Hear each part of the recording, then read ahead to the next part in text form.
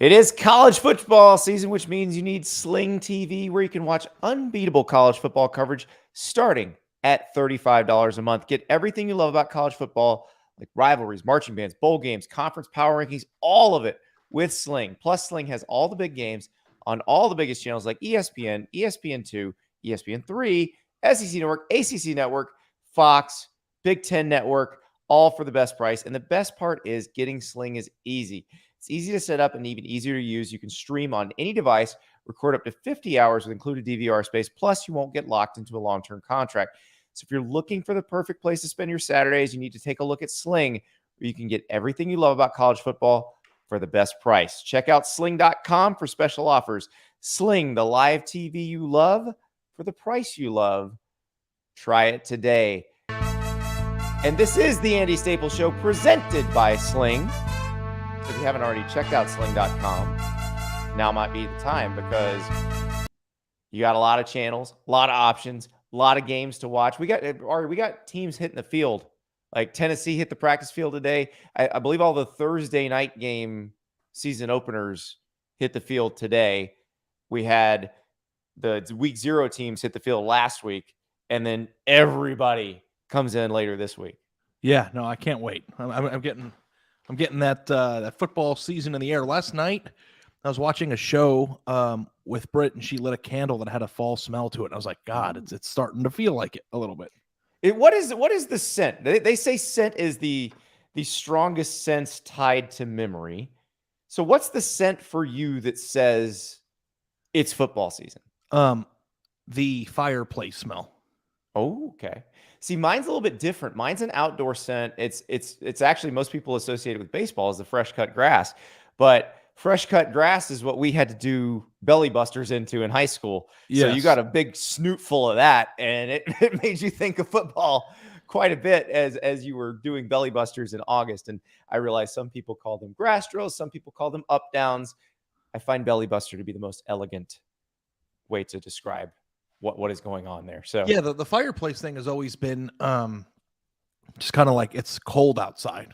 You know, yes. When it's cold outside, some people view that as Christmas season or the holiday season or whatever, but like cold outside to me means football season. So I think that's the reason why my brain triggers the way that it does. Yeah. So I because of where I live, it doesn't actually get cold until football season's almost, like the regular season's almost over. So we've got a little more hot smell down this way, but it is time. I am very excited. We've got a good mix of 5-star questions today. We did promise we were going to answer some 5-star questions. You know, a lot of it's about some of the procedural stuff that's been going on in the offseason, including the playoff and what's going to happen next. But we also got some on-field stuff, which I'm very, very excited about. The first question comes to us from Dominic. And so Dominic listened to us the other day when we were talking about the potential 16-team playoff. We were coming off Big Ten Media Days. Kevin Warren had kind of tossed it out there. Gene Smith had tossed it out there. It does seem like it's getting a little more conversation, which means probably it's something the folks want to talk about when they get back together and decide how this thing's going to work. So Dominic heard us talking and heard me saying, well, you know, if you've got 16 teams, one's going to have to play 16. You don't really want that. You don't want 2 playing 15. So Dominic's idea is adding some layers of intrigue, but also adding some weeks of competition here. So Dominic thinks that 9 through 16 should play in that first week. And then they break it down. And then 5 through 8 had a bye. And the winners of 9 through 16 games will play the 5 through 8 teams. Meanwhile, 1 through 4 will be sitting there on a double bye.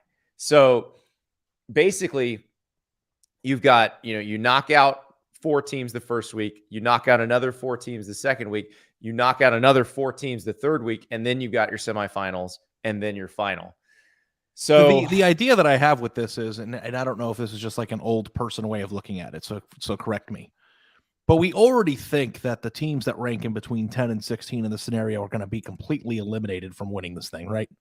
Like, do we go into this accepting that, or do we go into it with the dreams or thoughts that one day a 15 seed will play for the championship? I think we accept it now, but I think you and I have talked about flattening the curve enough with the top 100, top 250 recruits that if the curve gets flattened, even a little, that opens the door for 7, 8, 9, 10. Because to the potentially be reason able to why I compete bring with that one. up is that if we are having a playoff system that is realistically supposed to crown a national champion, which it will, right? Right. If you force teams, because like even let's just say, Alabama has a weird 2-loss year in 5 years, and they're the 14. By forcing the teams to play 2 extra playoff games, I think you're all but making it impossible from a physical standpoint. Not even just about how good you are, but if you've got to play 2 games like that more before you go play that year's version of Alabama, like you have no chance of winning. But what if? But you just mentioned, what if Alabama has a down, quote unquote down for them, and is team number 12 or whatever? Could that team not still be able to beat number 1, 2, or 3, or 4? Well, the question isn't about whether or not the team that's number 12 is actually good enough. We've spent a lot of time debating whether or not a 12 seed will ever be good enough to win the national title. If it's Alabama, it will be. But can a team overcome the physical burden of that? Even if the team is really, really good. I think it's probably asking too much. You were asking if a team comes out of that first week and you're asking them to win 5 games, I think that might be too much. Because there's still there's a 10-day layover between the semifinals and the national title game as it stands, right? Well, there wouldn't have to be necessarily. No, but I'm saying like they've already acknowledged the fact that they need more than a week to bounce back from the semifinal game in a 4-team playoff. Right. So if you create a system where you have week 1, which is 10 through 16, like you mentioned, and then in the second weekend, it's the winners of those games playing again before Alabama has to ever play. The current Alabama team, like not only are you going to have to beat Alabama, you're going to have to beat a fresh Alabama after you just got your ass kicked for 2 weeks. Yeah. To me, it's just like, I think that there are a lot of really good ideas. And like, honestly, that idea that you just read would be a very entertaining thing to watch. Now, the question that I do have is, do we ever have to acknowledge the fact that we're talking about football here?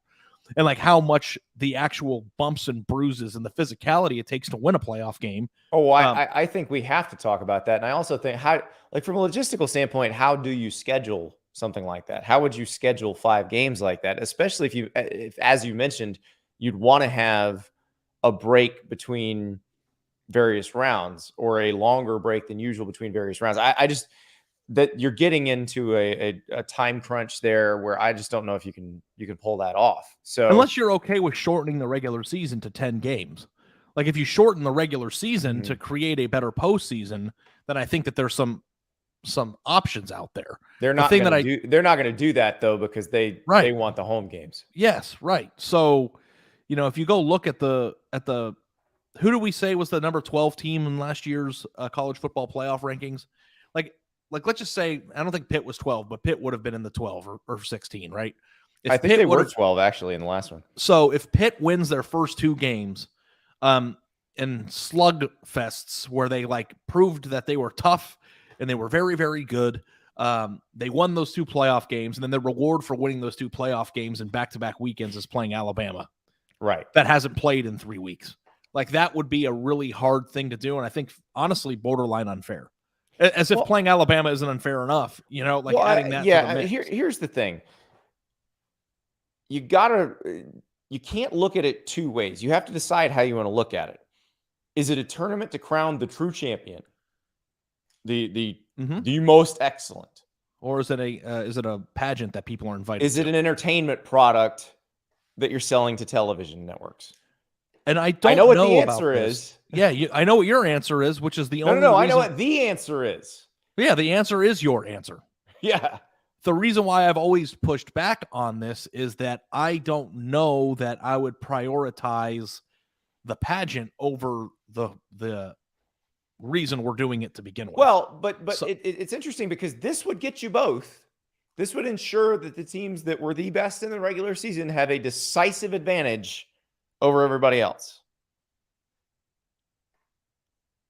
Yeah. So you get your true champion, but you'd also get the pageant down you're below. Still always going to get your true champion. So I've never really been worried about it. Yeah, I think 12 threads the needle a little bit. I do, because I think you can probably schedule that, and it creates the breaks where there adds some drama of, did you get a bye? Did you get a home game? Did you that sort of thing matters. And I would like to see it. I would love to see it where it was campus sites until the championship game.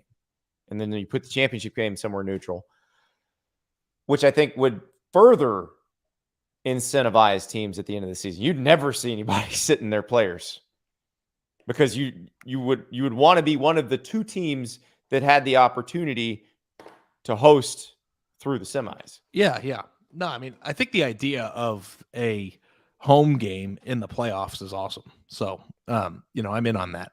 I would love it if the 12-team playoff win, and if that happens, the 12-team actually has a chance to compete at a high level. And I think 9 out of 10 years, or maybe 49 out of 50 years, they won't. But what if it's like one of those Georgia teams from the past couple of years that had a couple losses, because they're going to those be Georgia teams are still like ranked 7th or 8th. It's not like they were like 15th. Well, like I think when you start getting into the mid-teens, you're into the second layer of average. What I'm saying is there are going to be years where someone who has the talent to compete with somebody at 1 is going to wind up being. It'd be a fun exercise if you actually went through the college football playoff rankings since 2000. What was it? 13 was the first year. 2014. 14. I should have known that. You want to know why? You did cover the team that won the national title that year. Yeah. 2014 was the first year. If you go back to 14 and looked through the rankings, and I wonder if you could find a team in a hypothetical world that you'd be like, you know what? This team was ranked outside of the top 10 in the final playoff rankings, but I think they could win the national championship. Well, this is not one from 2004. This is pre-CFP, but I'll give you one. How about 2012 Texas A&M? They had beaten the eventual national champ on the road. Now, they were a 2-loss team, so I think they were sitting about 10. Let's see if we can find the final BCS standings from 2012 and see where they were. Because we know they were capable of beating the team that won the national championship because they beat them in Tuscaloosa. So where would they have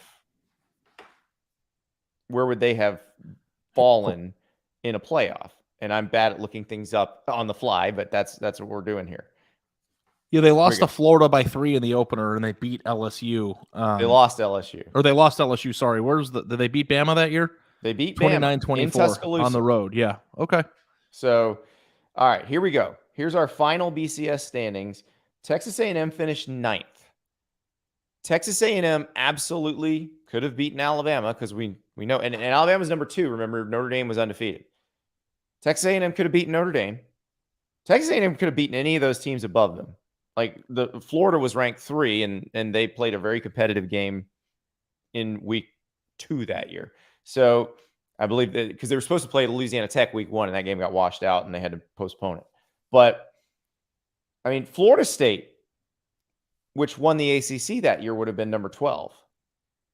So I mean, that was a talented Florida State team that ended up winning the national title the following year. Yeah, I mean, that had a first rounder at quarterback in EJ Manuel. So like that. So the point that I'm trying to make, though, is that if you're going to have those special teams that occasionally crash the playoff, and then we are craving the years where anything can happen, then you can't cut them out from beneath their legs before they get into the playoff by making them play 2 extra games in the eventual national championship. I think that's too much. I think the way they did the 12, I hate to say it really grew on me the more we talked about it, because initially I was like 12 is a weird number. 12 doesn't work, but it grew on me. I could go with 8 even if they wanted to do that, but I think they're going to want to go with 12 to have that extra weekend of games too.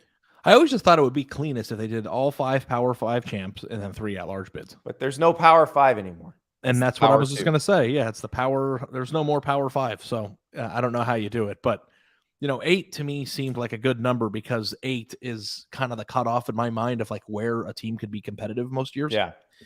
So, I think that you would have a better, more entertaining playoff that way because, the number 8 ranked team is usually a very, very good football team. But I think sometimes when you get into 14 and 15, you have very average teams. And I think that's kind of speaks to the way college football is set up and the fact that there's really only 4 elite teams any given year. So Well, sometimes not even that. not even that. Last year, how many were there? But 2? that doesn't mean that there can't be fun games between the teams beneath there.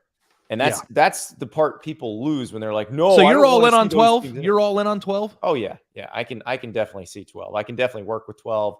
And if, again, like we talked about, if the curve flattens a little bit, 12 becomes very intriguing. Yeah. I mean, almost everybody involved in that thing has a shot. Yeah, and also I got to take into account too that the reason why I've been so keep the playoff the way it is because the recruiting rankings have been so lopsided. So like if we ever get to a point where they're not so lopsided and actually think then the number 8 team in the country actually has a chance, then that kind of changes your perception a little bit of that. And I guess maybe if you open it up and there's 15 more years of ass kickings, and then in year 20 recruiting changes or something happens where teams are more evenly matched, then you have this system in place, and that's great. But the thing that I'm very curious about too, Andy, is that as we got to the 4-team playoff, if you go back to 14 or 13 when it was announced or whatever, everybody always said at the time, okay, well, this will be fun for the temporary years where we have a playoff until we expand it. Because it was a dumb thing to do to make it 4 in the first place. Okay. But if they make it 12, can we just stop there?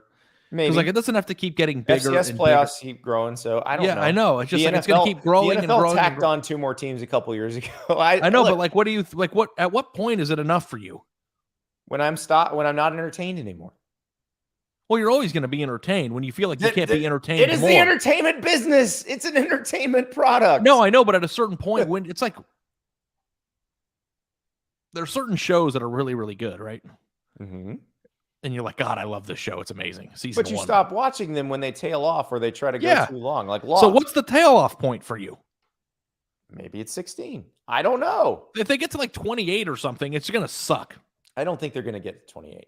Okay. Well, if it goes, we're going from 4 to 12. So like mathematically, you're not going to go to 14 after that or 16. Don't you worry about it. Okay. I hope so. Don't you worry about it. I hope so. All right.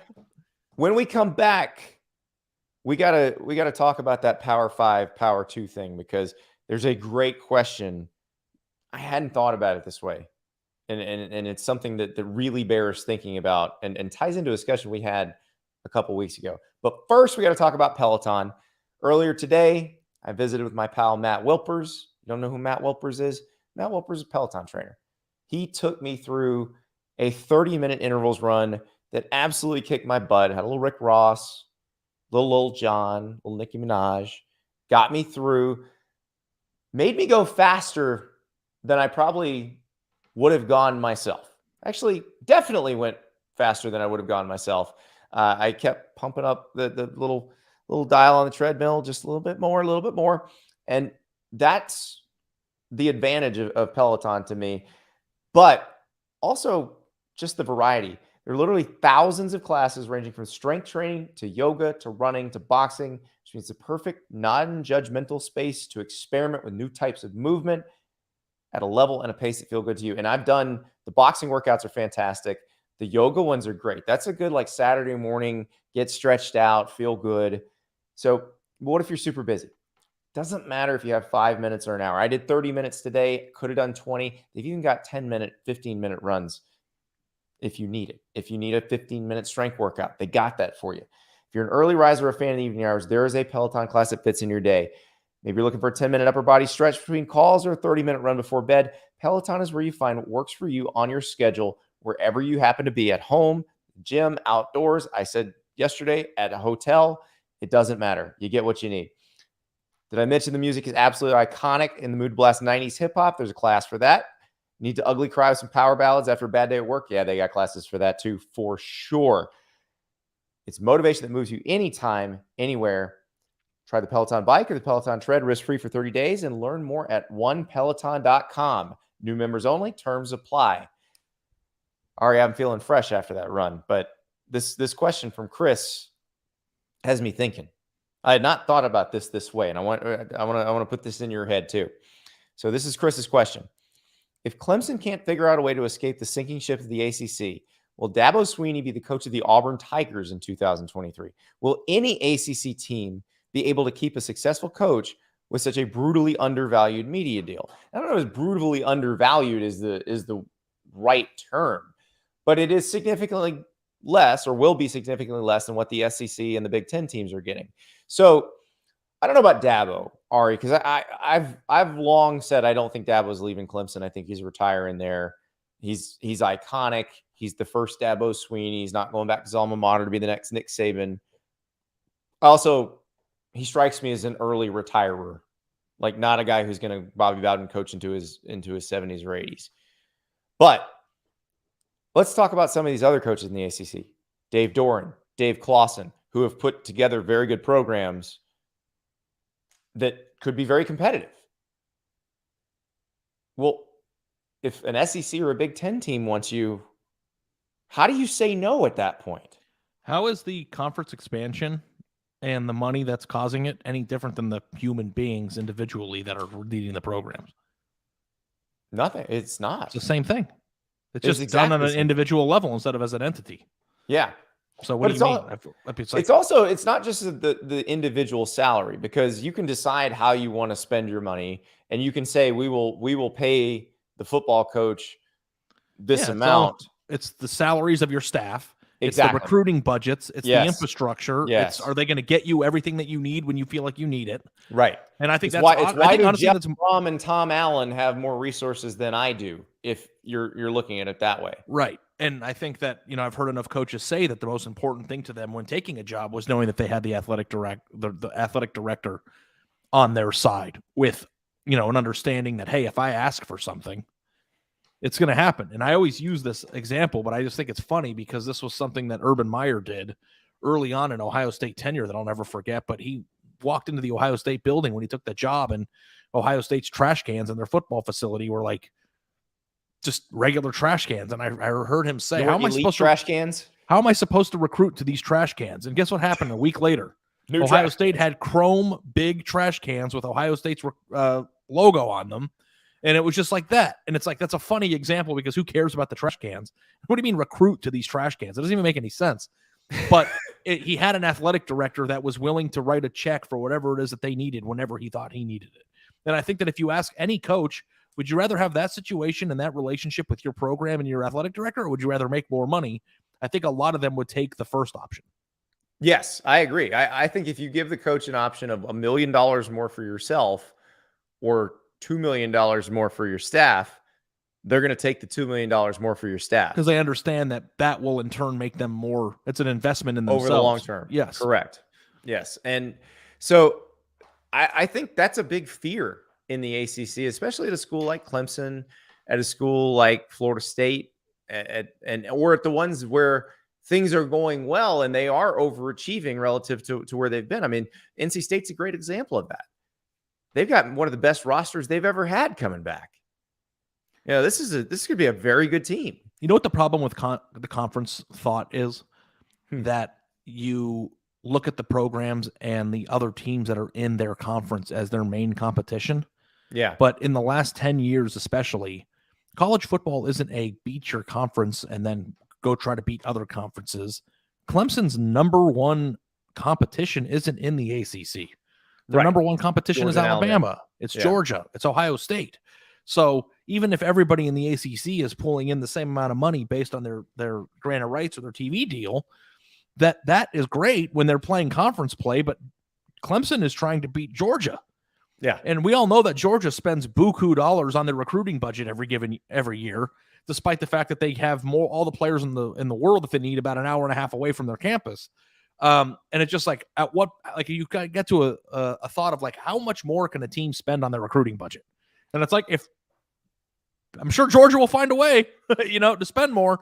And if you're recruiting the same players and the team that you have is spending 3 or 4 times more money to recruit these guys, you're going to lose the battles. It's that simple. This is really what happened to Colorado with Mel Tucker. Remember, Mel Tucker told Michigan State no. And then Michigan State comes back with, okay, we'll double your salary. We'll more than double your assistant salary pool. Like, you can't say no to that. Yeah, no, it's really, like everybody gets all fired up about NIL and how it's going to impact the recruiting rankings. And the funniest thing about the whole thing is that the money coming into the program is going to affect it even more. Yeah. And always has. Always has. So that's the part I am interested to see going forward, because I think the Big 12 is going to have to deal with this. And obviously the Pac-12 is going to have to deal with this. If you're in one of those leagues, do you feel like you got to get out to an SEC or a brings Big us 10 back to what spot? we talked about on Monday's show, which is how much does a look in the eye matter if you're the Pac-12 trying to keep it together when you have all this money floating around, and the money has a direct impact on the strength of your program and your stature in the sport. So, I do think that it's not just like, it's of course, this is a situation that is ruled by greediness, right? Like there's no question about that. But the greediness also goes a long way in proving. It's like, I think another question of how you could phrase this, Andy, is, will Purdue be a better football program in 15 years than the fourth best program in the ACC because they just have more money? And it's a legitimate question. I don't know what the answer to that is, because there's still going to be a pecking order in each conference. You're still going to have to deal with getting beat within your conference by programs that are just better and also, by the way, have a bunch of money. So does that matter? And I think if you're the coaches, like you've talked about the Auburn job and how you wouldn't want to be in that situation because you've seen how crazy it can be, and you've seen how just kind of they just move from one thing to another, and they can fire you at the drop of a hat and all that. But would you be willing to risk it, or more willing to risk it? Let's say it opens after this year, if you are jumping from an ACC school or jumping from a Big 12 school. That's right.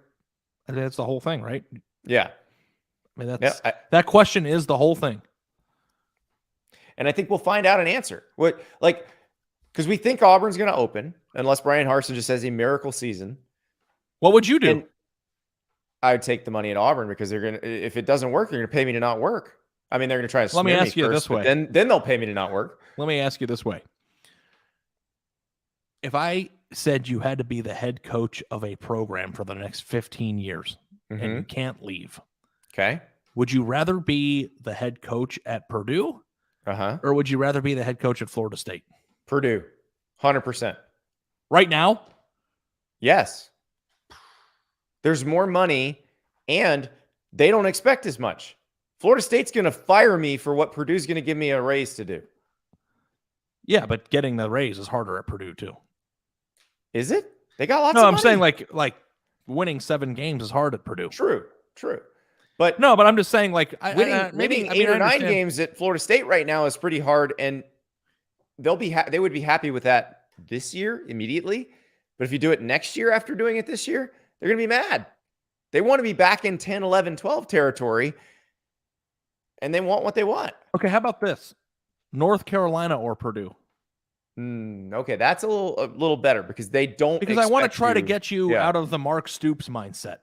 Right. I want you to be in the mindset of more prestigious program or program that I know for a fact is going to be in the conference. Like those are two very different things. Okay, so North Carolina, players nearby, great uniforms, beautiful campus. You recruit it right, you can win the ACC. While the conference does not provide that much money, there is a very robust donor base that if you get things rolling, they will provide some money. So that one I think is a little more intriguing to me, because I feel like there's what I'm basically trying to get you to say is that Purdue is a more desirable job than a upper half tier ACC job. I already said it about Florida State, because I think the expectations at Florida State are so high that it's almost impossible. I know, but that's I mean, I might actually rather be Purdue than Florida State, even without the expansion, if that's the way you're looking at it.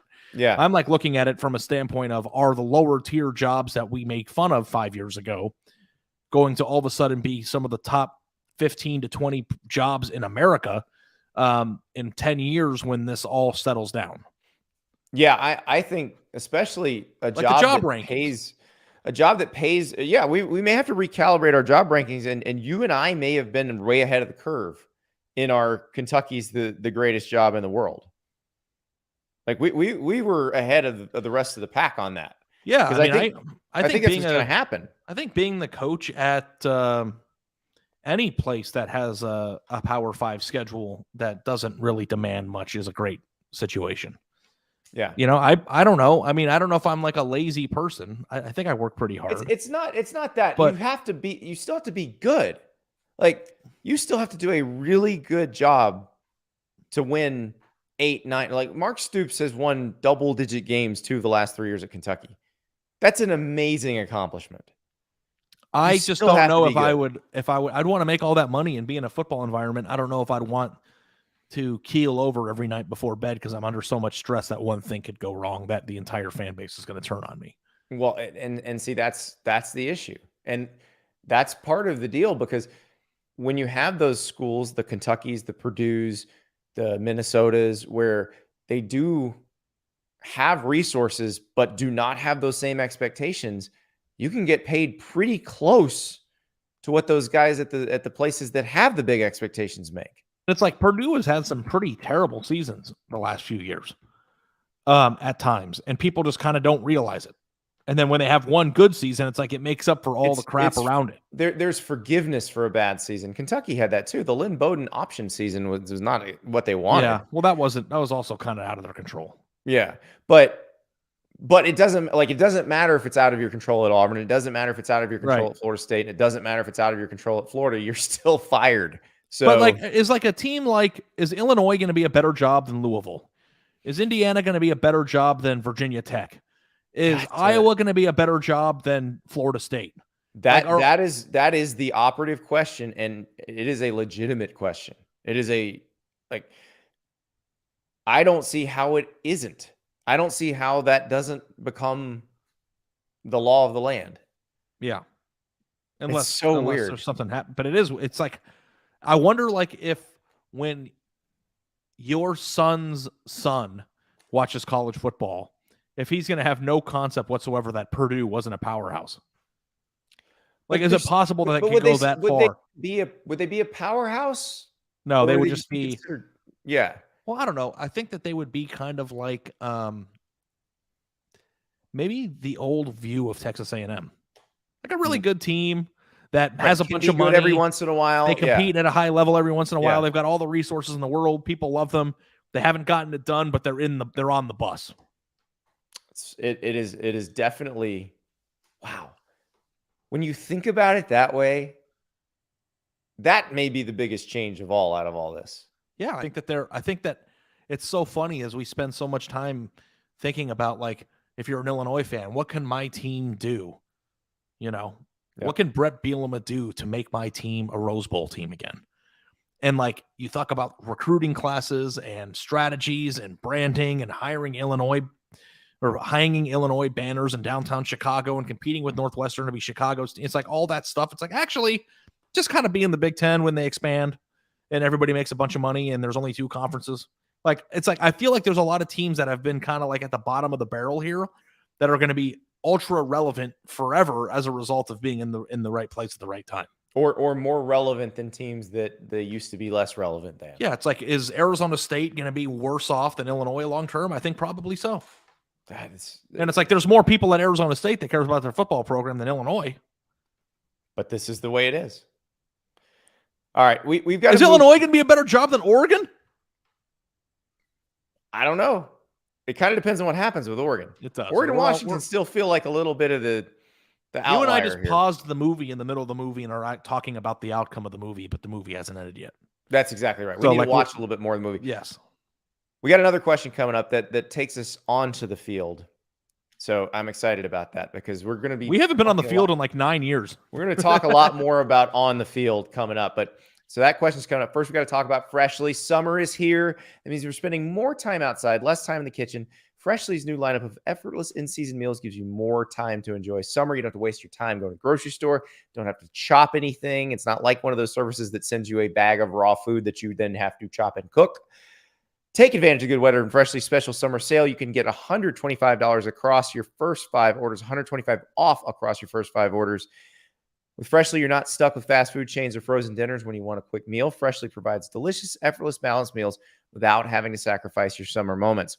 Other meal delivery options make you work with all the prepping and cooking, but Freshly comes ready to heat and eat in 3 minutes or less. Designed by nutritionists, prepared by chefs, delivered right to your door. It comes through in a pinch every time.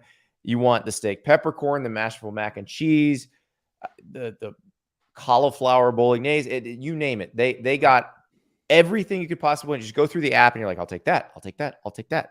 So use Freshly's website or app to find the meals that fit your lifestyle with plans that fit your dietary needs. I mentioned that we go gluten-free in our house for my wife, and they've got a huge selection of gluten-free meals. You can choose from over 50 nutritious designed entrees. Skip the grocery store and the dirty dishes. You can try Freshly $125 off across your first 5 orders if you go to freshly.com/Andy22.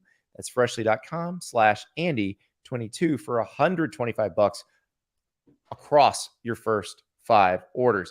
Okay, let's hit the field. This is from No Regrets. And we actually answered this question last year. I don't know how we did.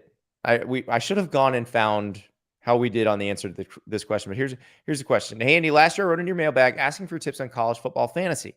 It's that time of year again. If you're drafting in a Power 5 only league, this is the key. So we can't throw Grayson McCall in there and say 12.8 yards per attempt. But so it's Power 5 only. Who are your stars, sleepers, and busts? Am I crazy for thinking that Tyler Shough is the best option available? I'm assuming it's a keeper league if he's saying that Patrick Shough is the best option available, which means you can't get CJ Stroud or you can't get Bryce Young because somebody else in your league already has them. But the Tyler Shough, I think he thinks that it actually is the best because even though the numbers are going to be humongous. If you have big numbers, it's like CJ Stroud might be the team that wins the national championship. But that doesn't count in fantasy. Just which guys you want yards, you want touchdowns. Yeah. So Tyler Shough is at Texas Tech. If you don't know who Zach Kittley is, that's the new offensive coordinator at Texas Tech. He was at Houston Baptist before he went to Western Kentucky. So he's at Houston Baptist. They scare the hell out of Texas Tech during that COVID season there in 2020. Zach Kittley and his quarterback, Bailey Zappi, go to Western Kentucky, light it up. Joey McGuire gets hired at Texas Tech. He brings Zach Kittley, whose dad is the track coach there, brings him home to Lubbock. So you've got an offensive coordinator running an offense that's going to allow you to put up huge numbers. But here's the issue with Tyler Shough, who, if you'll remember, was at Oregon before he went to Texas Tech. He might not win the job. They've got Donovan Smith, who finished last season. Remember, Tyler Shough got hurt. And then they had Donovan Smith finish out the season very well for that team with Sonny Cumbie as the interim coach. They ended up beating Mississippi State in the bowl game. They've also got Baron Morton, who's a young guy that they really like. So, Ari, how do you handle this? Do you pick like Shough and Donovan Smith and just hope that you've got one of the ones that wins the job and is going to put up? Have you ever done college fantasy before? I have not. I've only done the NFL version. I don't know how. I've never done it before, so I don't know how it works, like how many roster spots you have, because there's so many players. But yeah, I mean, I think that you probably, if you go in that situation, I think you just take a risk of who you think is going to be the starter, and then if they're not, you drop them, right? Like that's kind of what you do.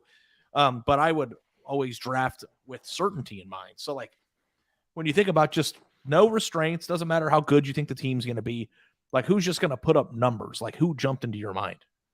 Well, I had one person. The Texas Tech guys, absolutely, but yeah, who do you have? Jackson Dart. If he wins the job, I think he's going to win the job. He's got to beat out Luke Altmaier for the job, but yes, they're going to put up big numbers. I mean, Jackson Dart's a stud. I think Dylan Gabriel is going to. Yeah, Dylan Gabriel's good too. I think Will Shipley will, because he catches a lot of passes out of the backfield if he can stay healthy. Okay, so Will Shipley's an interesting one. I think Will Shipley, if he's healthy, will have a very big year, because you're right. He can produce touchdowns rushing and receiving. Let me give you another guy, and I'm sure that our guys' whole league is all over this. His No Regrets is his name, but it's Neaux. So I'm assuming an LSU fan here. I assume anybody who's an SEC fan already knows about Jahmyr Gibbs and is fearful of what he's going to do at Alabama now that he's transferred from Georgia Tech. But Jahmyr Gibbs running the ball and catching the ball, the big Josh Jacobs and Kenyon Drake type vibes here. he's going to be able to put up some big numbers. He may be their featured back and the best, catching the ball out of the backfield when all is said and done. Because you also too want to have, this is the thing that has always been interesting to me about college fantasy football is if you get a team or a player on a team like Clemson, and they're playing a team that stinks or isn't even in the same league. Like Will Shipley could have 4 touchdowns in a quarter in a game like that. Now he's going to get pulled at halftime. He might get pulled, but if you had Jamison Williams last year, he would just have 3 75-yard touchdown receptions against a team that couldn't cover him in a million years and then sit at halftime. But I would I'm just trying to think because everybody's fantasy rules are different. But you know what I would want?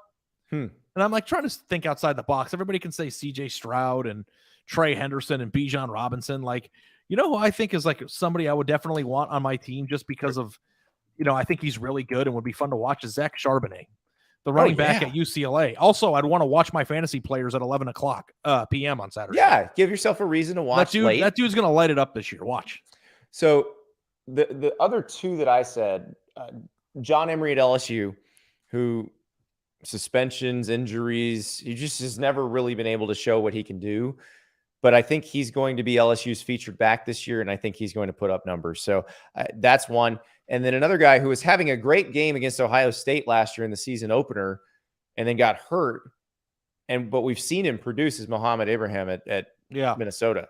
He's one of the Encore 4. The guys on my developmental. I play in a developmental NFL fantasy league where you can draft college players and high schoolers and hold them in a Devy spot, and Mo Ibrahim's on my team. Well, I also think, not to change it on you, but I think that Tavion Thomas at Utah is going to be very good. I think that if you the idea of the smash mouth team of the Pac-12, I like their running back there. But it's just kind of this weird shift between who do you want? What about Tank Bigsby? Is he their entire offense? He probably will be. And he's going to have some big games. Yeah. Yeah. Cameron Rising.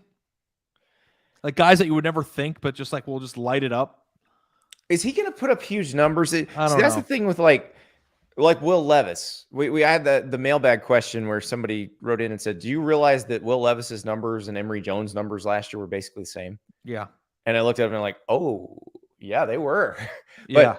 But Wan'Dale Robinson would have been a spectacular fantasy player last year. So Tavion Robinson, who is the guy that they got from Virginia Tech, Kentucky got him as a transfer from Virginia Tech. The hope is that he can maybe move into that role. Is he worth a flyer in the late rounds? I kind of want to do this. It's making me want to do it. There you go. I've never done it before. Listen, I feel like it's right up your alley. Also, we got to talk about Patrick here. I listen to the podcast 1.5 speed or faster. So hearing these guys at live speed makes them sound drunk. Not necessarily negative. Also, Ari looks really bored during the ad reads. Well, we'll get Ari. I want to be incorporated. Yes, you were very incorporated yesterday. We're working through some new stuff because we've got some new sponsors. We're trying to give them the best service we can. But I'm going to be staying in the same hotel as Max Olson this week. Oh boy! So I'm going to have him show me his Peloton app. Nice. Very nice. Yeah, Max boobs bump. It's called No More Titties season over here in Dallas. So, and Peloton is something I've been interested in for a while now. Well, there you go. Yeah, he will show you those the Rebecca Kennedy hikes and the hike boot camps and all that. I've seen Max get after it before. Yeah, he does. He was telling me that working out with you was the best thing that's ever happened to him because you kicked his ass all 3 days when we were in Phoenix for the summit. And I didn't make him do anything. I know. But he said watching you work out like a maniac motivated him. So Well, that's one thing. I was watching Mitch Sherman. Mitch, our Nebraska beat writer, is an animal in there. So all I know for sure is that it may be one of the bets that we have. If I lose, I have to go through a workout with you. That would be the worst thing ever. That would be fun. I don't know if I'd rather eat the chicken. I want to go to this garage with you where they had the Korean anti-mosquito gel. Yeah, Bamuli cream. Yeah. So, but I have. I'm going today. Maybe I don't know if Patrick's still listening. He put the question in the chat about 9 minutes ago, so he may still be here. I need to know from Patrick. I've never been able to listen to podcast at 1.5 or double speed. I'm just not that. Like, you should do Ben Shapiro at two times the speed. I just thought it was listening funny to like an Alvin and the Chipmunks album, or furthermore, the gross domestic product. I can't do it, man. I prize don't make any inferences about my political views one way or the other, because it was just somebody made a joke about it and we listened to it fast and I thought it was funny.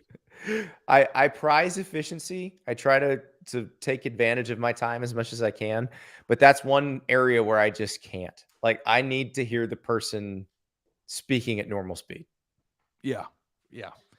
I mean, unless the person's like a very slow talker. I mean, if you're talking to somebody who talks like this, then you might wrap it up like 0.25%. Like, maybe. Sometimes I'll listen to a book on tape and the guy is going really slow and I'll ramp it up. And I don't know what to tell Patrick. I mean, it's 2:00 in the afternoon where I am. It's 1:00 in the afternoon where you are. We are drunk. Like, we just made an agreement to take like 5 shots before we did this podcast. So we should do it's that. Not that we sound drunk. I'd get fired if I did that. Dave says me at fast speed is insane. I imagine I sound like Alvin, Simon, and/or Theodore. So no. Thanks. I mean, one time, like during the national championship game this year, I went to a bar with my friends, and my friends happened to have gone to Georgia. So I was just watching the game, and we were at a bar, and obviously people were getting after it. But I said before the game that I would go on the Solid Verbal live show at halftime. Yep. I forgot that. Oh. And I was very, very drunk. Oh, boy. You can ask Dan Rubenstein. And I picked up the phone, and I went into the parking lot, and I was like hammered. And I think I did a pretty good job of holding it together. But now you need to go back and listen to the show. Yeah, I don't know if they still have maybe their Patreon does, but the live stream of the halftime, because I was out there saying, like, put the 5-star quarterback in. They can't score any points. They're not going to win if they can't move the football. It was very on brand. It was my truth serum, but I ended up being wrong, and I'm here to live another day for it. So, well, we got one more question, but before we get to it, we got to hear from our title sponsor again. It's college football season, which means you need the unbeatable coverage of Sling TV starting at $35 a month. Sling has all the big games, all the biggest channels like ESPN, ESPN2, ESPN3, SEC Network, ACC Network, Fox, and the Big Ten Network, all for the best price. You can stream on any device, record up to 50 hours with the included DVR space, and pause or change your service at any time. So check out sling.com for special offers. It's Sling, the TV you love for a price you'll love. So try it today. One more question, Ari, and this one, I feel like my answer has changed over the last few years. I'm curious to see where you come from, because you come from a little bit different generation of sports writer here. A question for 5-star. Well, I guess this is a 5-star Friday that we did not get to this question on. Why do sports writers also love Marriott so much compared to Hilton or Hyatt? My personal experiences are so much better with the latter two, yet sports writers always go with Marriott. And I'm a Marriott guy. Are you? I have always been a Marriott guy. I had a brief dalliance with Hilton where I was checking it out. I think the one thing I didn't like about Hilton is they did not offer a lot of flexibility if you had to change your reservation at the last minute. And a lot of places don't now. But Marriott, if you reach a certain level of status, they're like pretty Southwest. Cool with it. Like, they understand, hey, you're going to be spending a lot of time here and a lot of your company's money here. So we're not going to nickel and dime you because you needed to change from one of our hotels to give money to a different one of our hotels. Like, I'm obsessed with Marriott. Like, and I think the actual pronunciation is Marriott. Marriott. But I say Marriott because that's what it is. Yeah. But even when my wife goes on business trips, I'll book her hotel through my thing, and I'll call ahead and say, put her on the room, just to ensure that we get the points. Absolutely. And I got the status, but I just started with Marriott. And Marriott just sounds better rolling off the tongue. I'm not going to say Marriott and act like I'm like, it's Marriott. And my understanding from when I started was that there were just more locations. And I think that the reason why it's even gotten better is because they recently got Westin and all those other brands. Right. They merged with Sheridan and all those. And so if you need a hotel anywhere, and like when you're a sports writer covering college football, you do stay in some relatively might wind up in some weird places. Yeah. So like, and there's always a Fairfield Inn somewhere. And I find that the Marriotts are all very, you know what you're going to get. I've never stayed in a place, not that you would with Hilton, But I think the reason why I started was just because the sports writer who mentored me in the beginning of the career told me to get a Marriott So card. John Adams from the Knoxville News Sentinel, when I was covering Tennessee for the Chattanooga Times Free Press, my first job, I was 21 years old. He's like, Andy, I'm gonna tell you the most important thing anyone will tell you. And I'm thinking it's going to be this big journalism lesson. And he goes, choose a hotel rewards system and stick with it. Now he's a I don't Marriott understand guy. that. I don't understand how these people like don't have a system. Oh yeah, you have to have You one. stay or in the other. Hilton one or Marriott one, and then Hotel Tonight. I will say, having stayed in quite a few different Hiltons, and I did an experiment with it. I was perfectly happy with Hilton. I liked Hilton a lot. Yeah, I'm sure it's the same thing. Embassy Like a Hilton Suites- Garden Inn and a Fairfield are the same thing. Well, Embassy Suites is strong, especially the omelet bar in every Embassy Suites. I mean, it is. I know they have like a happy hour at 4:00 where you get corn dogs. Yeah, it's pretty awesome. DoubleTrees give you cookies. I mean, there's a lot going on there.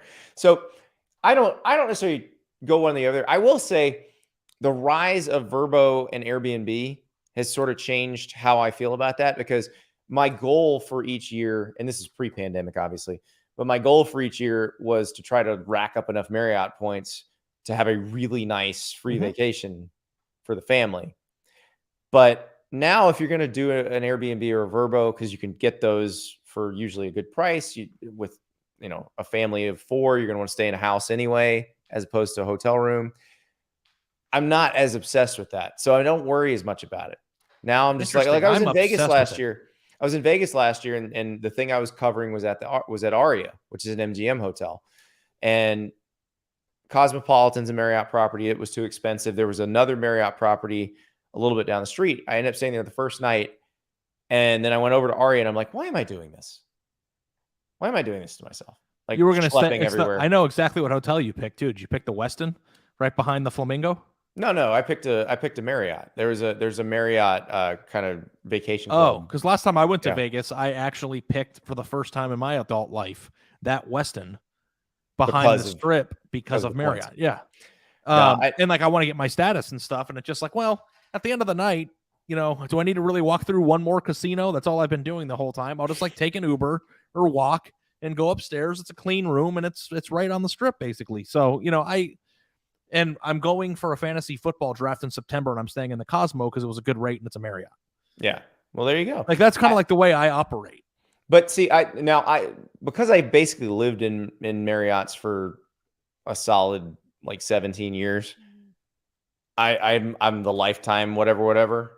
So I'm still a few years away from life. It doesn't matter how many I get per year now. So I'm much more loose about it. Like if the media hotel is something else, but it's right where it needs to be, I'm fine. I'll just stay there. Oh, that's and I'm also, I don't know about you, Ari. When I'm on the road for work, I don't care what kind of room you give me. Like, no, I don't need a suite. I don't need. If it has a bed and a desk, I'm good. Yeah. I know. I don't care about that, but I do very much like every year Britt and I go on a very nice vacation and stay in a very nice hotel for free, and I enjoy the fact that we can do that. Yeah. I mean, we went to this place in Mexico a few years ago where our baby was made. And the hotel had heated floors. It had its own plunge pool. It was the most beautiful hotel I've ever stayed in. It's called the Solaz in Cabo. And if you're a fan of the podcast, you should know where my baby was made. It's been mentioned 3 or 4 times, much to my chagrin. Okay, well, that'll be the last time. But I don't think we would have ever stayed there any other normal circumstance because it was $1,500 a night, $2,000. And I think it's crazy. We stayed at a place in Capri when we went to Italy in 2008 that we absolutely never could have touched without Marriott. And also, the point system at Marriott doesn't add up. Like sometimes you can get a $1,500 room for 120,000 points, but a $200 room is 60,000. Yeah, so if you the math has only gotten weirder since the merger. So it's a weird math, but if you have the stomach to look through all of it and try to find the best deal, like Hawaii has insane deals for Marriott. But then too, I also have I do it with my rental car. I mean, I do it with my Amex because you get certain points, and I try my best to thread the needle and get as many points along the way as possible. Yeah. So, and I also, are you a hotel person when you're alone? Like I enjoy it. Some people are kind of like, oh, I wish I was at home. It's like, if I get a cold hotel room with a clean bed and a desk, I'm good in there. I mean, like, I think it's relaxing almost. Like tonight, I'm flying to Nashville for the player personnel symposium, and I'm going to land in Nashville around 11. I'm going to get a car, and I'm going to go to the hotel, and I'm going to lay down in bed. I'm going to take a shower, and I'm going to watch Better Call Saul in the peace and quiet, and I'm going to be relaxed in there. I like it. That does sound a little bit like heaven. Well, we will be especially if you road. have a Pizza Hut on the way too. Oh, good Lord. Stop. Just stop. How many? We will be on the road here. more. Stop it. We will be on the road more because the season is about to start. Teams are practicing. We got a little bit on the field today, Ari. We're going to get a lot more on the field as we go. It's about that time. When we come back on Wednesday, Ari may or may not. He's covering something, so he may be talking to some people. But John Talty, who's got a book coming out about Nick Saban, will join us. One of the stories that didn't make the book, Jeremy Pruitt trying to explain what a Zaxby's was to Nick Saban. So you can only imagine what actually made the book. We're going to talk to John about that. Thursday, Stars Matter. Friday, Ari and I are back together. We'll talk to you soon.